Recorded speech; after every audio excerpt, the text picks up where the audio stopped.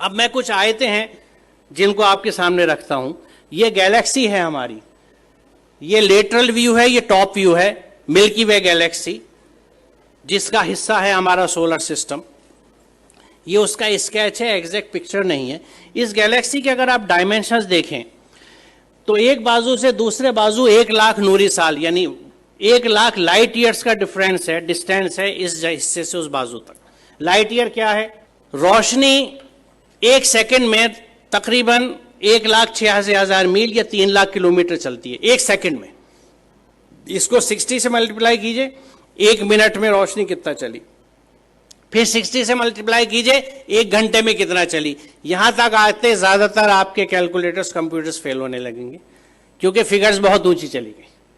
अब आप इसको 1 घंटे में आपने टाइम निकाल लिया कि 1 घंटे में रोशनी ने कितना सफर तय किया, इसको 24 से जरब दीजिए तो 1 दिन में रोशनी कितनी चली, फिर 30 से जरब दीजिए 1 महीने में कितनी चली, फिर 12 से जरब दीजिए तो 1 साल में कितनी चली। It will be N astronomical figure.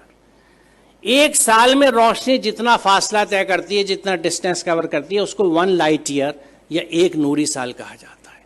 तो ये कितना फासला होगा आप अंदाजा लगाइए। और सिर्फ इस गैलेक्सी के, इस कहकशां के, ये मिल्की वे जो दूधिया कहकशां है, इसके एक बाजू से दूसरे बाजू आने के लिए आपको 1,00,000 लाइट ईयर्स चाहिए। यानी रोशनी की रफ्तार से अगर आप चलें तो 1,00,000 साल में इस बाजू से उस बाजू तक पहुंचेंगे। यहां अजमत का एहसास होता है अल्लाह ताला की। और ये मिल्की वे जो एक गैलेक्सी है, ये ऐसी एक गैलेक्सी नहीं है, बल्कि there are millions and millions of this galaxies पूरी कायनात में। और इन गैलेक्सीज में है क्या साहब? सितारे जिनकी डिफरेंट लाइफ साइकिल्स हैं, अगर आप स्टार्स की पढ़ें, या प्लैनेट्स जो उनके चारों तरफ घूम रहे हैं। सबसे बड़ा सवाल ये आता है कि ये रुके हुए कैसे हैं?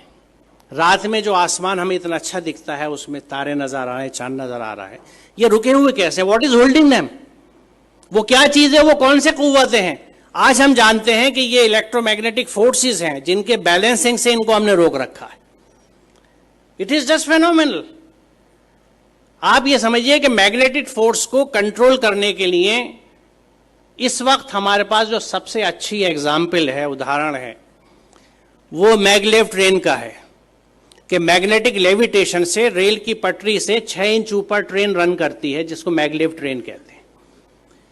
उस मैग्नेटिक लेविटेशन से एक ट्रेन को सिर्फ हमने 6 इंच ऊपर उठाया है।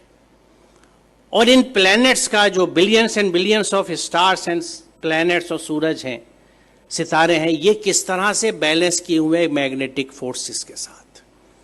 ये कितना जबरदस्त कैलकुलेशन है, कितना जबरदस्त हिसाब है। और इसको जब आप समझते हैं और सूरह रहमान की उस आयत को देखते हैं कि बस समा रफा व वज़ल मीज़ान, तो बात समझ में आती है कि उसने आसमान को बुलंद किया और एक तवाजुन कायम कर दिया। तवाजुन की अहमियत की वजाहत है, क्योंकि आप इमेजिन कीजिए, मुझे नहीं पता, मैंने बचपन में खेल खेला है, उसका जिक्र मैं हमेशा इस तकरीर में अपनी करता हूं कि मैग्नेट से जब हम लोग छोटे थे तो हमारे पास वो मोबाइल फोन्स नहीं थे या स्मार्टफोन्स नहीं थे जो आज आप लोगों के पास हैं। हमारे पास क्या होता था? टूटी हुई चूड़ियाँ होती थी, सिगरेट के पैकेट होते थे, माचिस की डिब्बियाँ होती थी, माचिस की तीलियाँ हुआ करती थी, और इन चीज़ों से हम खेल डिवाइस किया करते थे अपने लिए। तो मैग्नेट से हम जो एक खेल डिवाइस करते थे, और वो घर से जल्दी से किसी तरह जब अम्मी की नज़र बचती थी सुई उठा लाते थे या आल पिन ले लेते थे अब्बा के ड्रॉज में से कि कागज़ के ऊपर पिन रखी और नीचे मैग्नेट रख के उसको घुमाना शुरू किया तो ऊपर से वो सुई घूमती थी।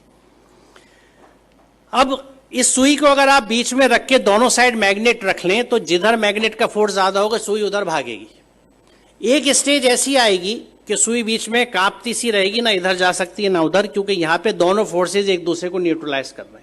इधर की मैग्नेटिस की ताकत, इधर की मैग्नेटिस की ताकत एक दूसरे को न्यूट्रलाइज कर रही है, नलीफाई कर रही है। वो सुई बीच में ट्रैप्ड है। अब आप इसे इमेजिन कीजिए कि अगर आप ऐसे ही 2 मैग्नेट ऊपर नीचे रख लें और उस कागज को निकाल दें तो 4 मैग्नेट के बीच में हैंग कर जाएगी नीडल। बड़ी मेहनत करनी पड़ेगी इसको बीच में हैंग करने के लिए, एक सुई को। अब इमेजिन कीजिए इस यूनिवर्स को जिसमें कितने millions and billions of planets इसी मैग्नेटिक फोर्सेस के इंटरप्ले की वजह से, एक बैलेंस की वजह से हैंग कर रहे हैं। जो इसको समझ सकता है वो खालिक की अजमत को समझता है, वो परमात्मा की महात्मा को समझ सकता है, महानता को समझ सकता है, अल्लाह ताला की अजमत को पहचान सकता है, और उस वक्त वो कन्विंस होता है कि जब इस पूरी कायनात में अल्लाह के कानून चलते हैं तो मैं उसके कानून को किस तरह से एक जुज़दान में लपेट के बिना समझे ऊपर रख सकता हूं और उसको फॉलो नहीं करता। That is the point.